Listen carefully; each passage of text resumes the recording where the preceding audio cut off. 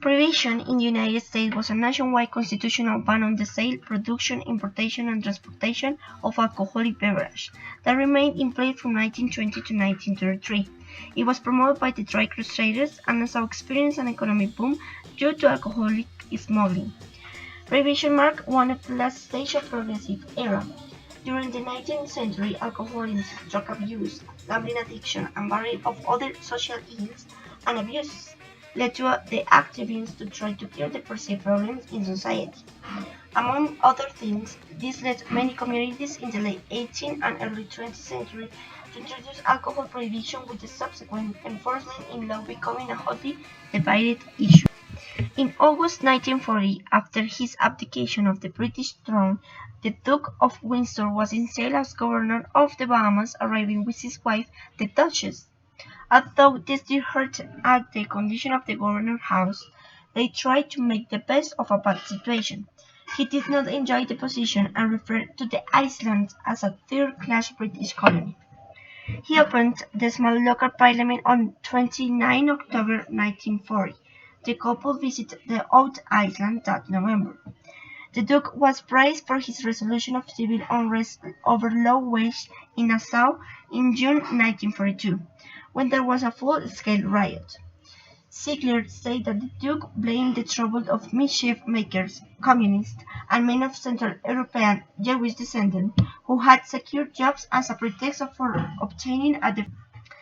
The Second Global War, that lasted from 1939 to 1945, it involved the vast majority of the world's nations, including all of the great powers, eventually forming two opposing military alliances, the Allies and the Axis.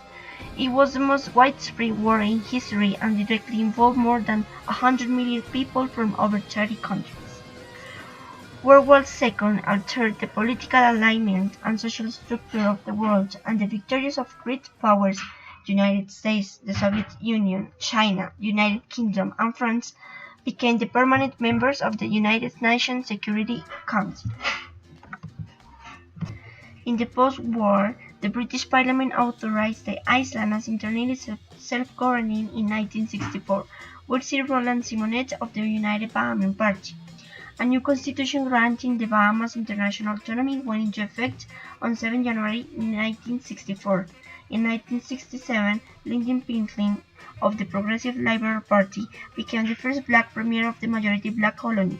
In 1968, the title of the position was changed to Prime Minister. In 1968, Pinkley announced that the Bahamas would seek full independence, and a new constitution giving the Bahamas increased control over its own affairs was adopted in 1969. Nassau was at the beginning of the 20th century an important destination for American tourists. However, the tourism boom only began in the 50s when high society discovered the vacation paradise of the Bahamas. The construction of numerous hotel facilities began and still continues today. Because of the lax fiscal policy of the Bahamas until the beginning of the 21st century, a number of financial companies settled in Nassau, which is considered a tax haven until today.